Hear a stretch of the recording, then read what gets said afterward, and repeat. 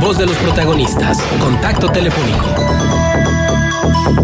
Marcos Amarripa es director del Consejo Cívico de Instituciones Laguna. Lo tenemos vía telefónica. Marco, gracias por acompañarnos. Muy buenos días. Igual, buenos días a ustedes, Juan y Marcela. Un gusto platicar con ustedes. Bueno, Marco, pues para que informes al auditorio sobre este evento Lecciones y Retos sobre la prevención de la violencia realizado por el Consejo Cívico de Instituciones Laguna y también de alguna manera relacionado con tu opinión sobre el documento de México Evalúa, que revela que Coahuila es de los estados donde se ha detectado manipulación de la estadística delictiva por parte de los últimos 3 gobiernos. ¿Qué podrías compartir con el auditorio al respecto, Marco? Gracias, muy amable. Pues mira, la verdad es que estuvimos muy contentos el día de ayer, tuvimos una muy buena asistencia. Asistieron académicos, alumnos de varias universidades, sociedad civil, cámaras empresariales, obviamente los medios de comunicación, y también algo muy importante es que asistieron algunos funcionarios de la Subsecretaría de Prevención. Y la verdad fue muy enriquecedor contar con la experiencia del maestro Jonathan Furcifer, que ayer lo tuvieron ahí con ustedes. Y obviamente por lo que todo México Evalúa representa y haya decidido presentar este estudio acá con nosotros en nuestra región. Yo destacaría varias lecciones, no quisiera profundizar tanto, me centraré en 3 principalmente. La primera es que creo que todos los actores que de alguna forma intervenimos en este proceso de mejorar la calidad de vida, debemos estar convencidos que el mejor antídoto, no hay mejor antídoto para las conductas delictivas que la prevención, y sin duda todos coincidimos en que hay que seguirle apostando a este tema que no es tan costoso en algunas ocasiones y que no es necesaria ni siquiera alguna intervención de las autoridades. Segundo, debemos asegurarnos antes de definir cualquier política de prevención de contar con diagnósticos muy sólidos, con información veraz sobre cuáles son las razones por las cuales se genera la violencia, es decir, atender las causas raíz. Ahí entra en colación obviamente el estudio de México Evalúa, que de cada víctima cuenta, y ahorita preciso algunos datos. Y como tercero, creo que de las lecciones y retos, obviamente coincidimos también en que se debe de contar con sistemas de transparencia y obviamente de evaluación, y que sean accesibles a la ciudadanía. Hoy vemos que se ha invertido grandes cantidades de dinero en estos programas, que algunos han sido exitosos, y habrá que rescatar cuáles de ellos lo han sido para poder darles seguimiento. Hoy sobre todo porque pues este programa a nivel federal prácticamente se cancela, aunque existen todavía recursos en el FAST a nivel estatal y en el Fortasec a nivel municipal, pero finalmente no sabemos cómo han impactado en las comunidades. Sabemos en qué se invirtió, en cursos, clases, pintura, etcétera, pero finalmente no hay una evaluación de todo esto que se hizo, cómo es posible medir que haya tenido resultado. Porque es muy sencillo decir, sí, miren, la comunidad tiene otro rostro, hay mejor calidad de vida, pero finalmente no tenemos algo cuantitativo que nos permita con toda seguridad manifestar que lo que se estuvo haciendo tuvo resultado. Me remito entonces al punto 2, en donde finalmente tenemos que contar con diagnósticos sólidos, con esta información de calidad, señalando este estudio de México Evalúa, en donde identifica 2 tipos de manipulación de estadísticas delictivas, una por reclasificación incorrecta, y la otra por algunos subregistros. Ambas prácticas son muy comunes, no solo en el estado de Coahuila, sino también en muchos estados del país, quizá yo diría que en la mayoría, si no es que todos. Falta obviamente capacitación y profesionalización de quienes capturan o registran las cifras, y la otra obviamente es por el completo afán de querer manipular o eliminar por completo algunos de los homicidios. Si recuerdan, aquí dimos cuenta de algunos subregistros, sobre todo en Coahuila desde el año 2012, en donde tan solo en Torreón en los meses de julio, junio, diciembre de 2012 se contabilizaron más de 200 homicidios que los reportados oficialmente. Y hacia atrás obviamente nunca lo sabremos. Desgraciadamente nuestro estudio empieza a correr el 2012, detectamos algunas anomalías en esta calidad del registro y obviamente se hicieron las adecuaciones. Pero me gustaría señalar, México Evalúa, en dónde centró su análisis para poder definir una probable manipulación. Es muy distinta a lo que nosotros detectamos que estaban incurriendo en estas prácticas de manipulación de cifras de homicidios. Número uno, analizaron el concepto de manipulación delictiva con base a la literatura sobre fraude, es decir, que con toda intención se estuvo manipulando o maquillando cifras delictivas. Segundo, aplicaron algunas herramientas forenses para identificar posibles anomalías en la distribución digital de los homicidios dolosos relacionados al subregistro delictivo. ¿Qué significa? Que quizá algunos de estos errores puedan ser también involuntarios, es decir, quien captura la cifra posiblemente haya tenido algún error involuntario. Y como tercero, también desarrollaron un modelo de regresión lineal muy complejo para evaluar qué tan probable es que los homicidios dolosos se clasifiquen erróneamente como culposos. Sí, son tres capítulos en los que ellos basaron este análisis, en donde, obviamente, como lo comenté, no exime a los estados de Coahuila y Durango, sino que también gran parte de los estados han incurrido en estas prácticas. Incluso hay otros países que también han mostrado estas anomalías. Entonces, si yo, por ejemplo, en el tercero, que esta relación del homicidio doloso con el culposo, yo me di la tarea de graficar esta tendencia desde 1997 que se tienen registros estatales de estos delitos y honestamente veo una relación prácticamente directa más en el estado de Durango que con el estado de Coahuila, porque eran, oye, pues estos delitos, el doloso con el culposo no tienen absolutamente ninguna relación, entonces ¿por qué se comportan de forma similar?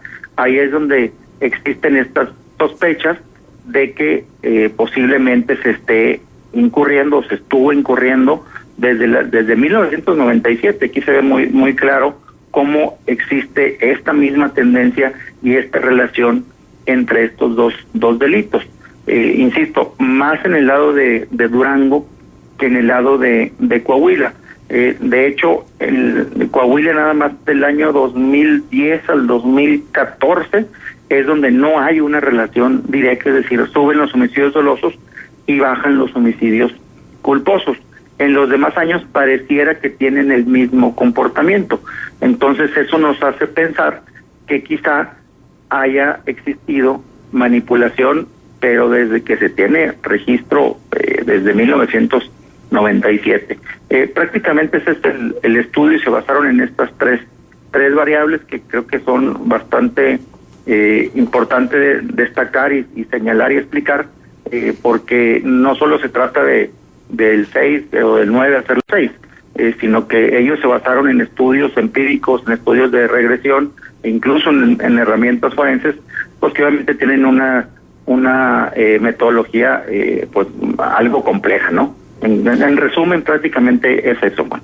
Muy completo el resumen, Marco, gracias. Ahora, me gustaría preguntarte si consideras tú o qué opinas tú del concepto de una sociedad enferma de violencia. Esa es la pregunta que hemos planteado el día de hoy aquí en Contextos, y las opciones que ofrecemos al auditorio. ¿Es real en todos los ámbitos? Me parece exagerado, no tengo idea. Y esto luego de que algunos analistas han hablado precisamente de una sociedad enferma de violencia por la narcoguerra, por todos los periodistas que han sido asesinados, por estas notas que abundan en los medios de comunicación con relación a el despliegue de militares, a la cabeza que encontraron y restos óseos en Tijuana, a la violencia en Guerrero, a lo que se viene dando en Tamaulipas, Veracruz, Chihuahua, Jalisco, Michoacán y otras entidades, donde, bueno, pues prácticamente pareciera que ya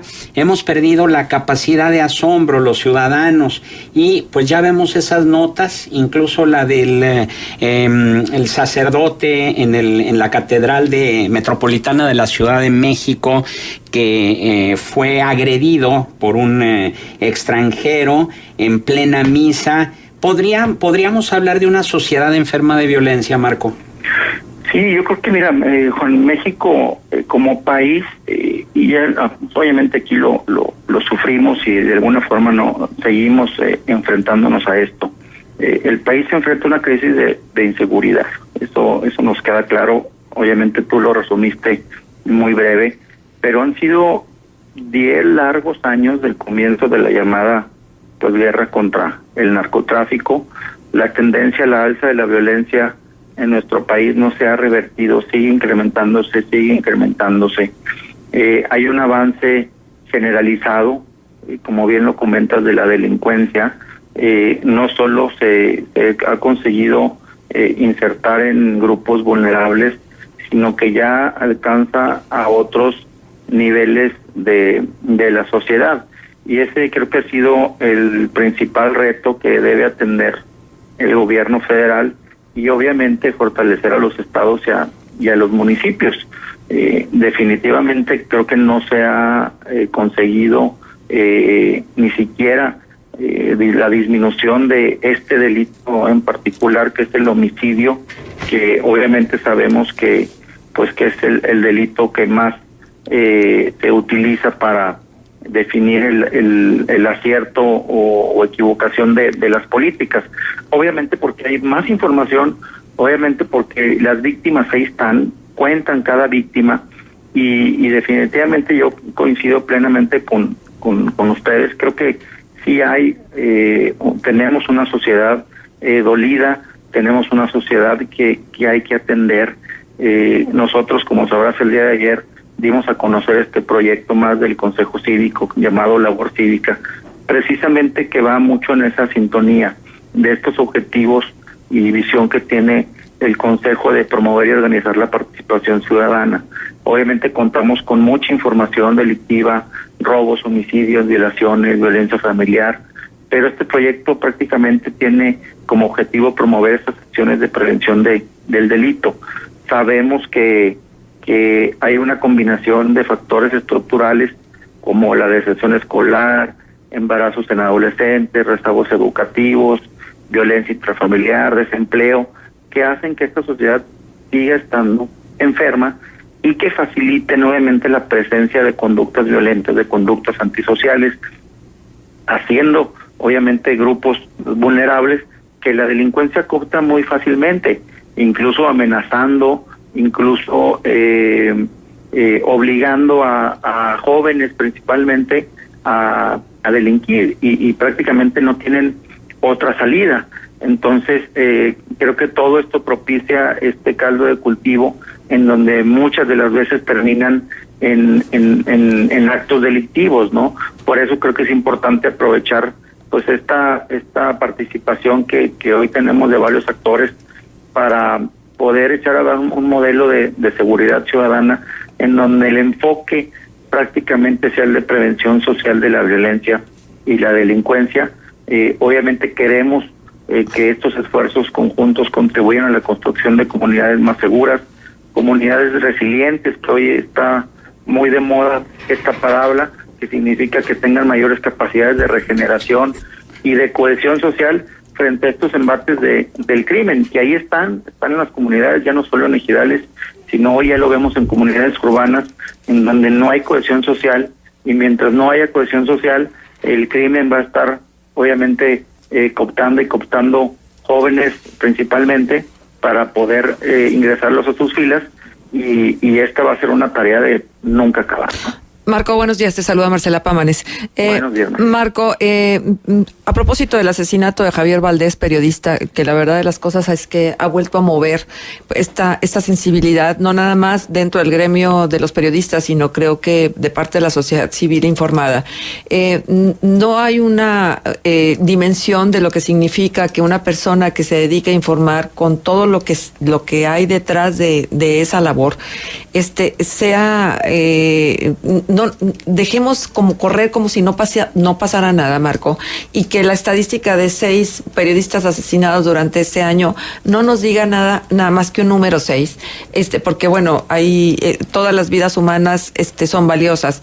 Sin embargo, hay condiciones, ¿no? Hay condiciones diferentes en cada uno de los asesinatos. Sí, yo creo que yo estoy obviamente demasiado indignado. Tengo muchos amigos periodistas a nivel nacional.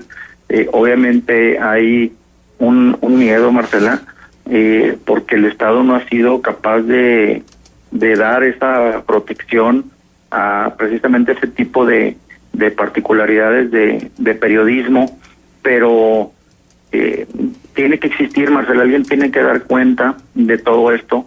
Si te recuerdas, a nosotros desde el 2012 también con mucha cautela, con mucha institucionalización, tratamos de alguna forma de dar a conocer esto cuando estábamos en un clima, si bien lo recuerdan ustedes, pues la verdad estaba en llamas esta región, y la verdad es que pienso en las familias, pienso en todo el gremio, y es la verdad lamentable que hoy en nuestro país no se pueda ejercer el periodismo libremente de cualquier tipo, porque también hay actos de corrupción que se dan a conocer a la luz pública. Claro. Han sido amenazados, han sido pues puestos en evidencia. Claro. Muchos de estos actos delictivos, y creo que hay que tomarlo mucho en cuenta, ¿no? Claro. Marco Zamarripa, director del Consejo Cívico de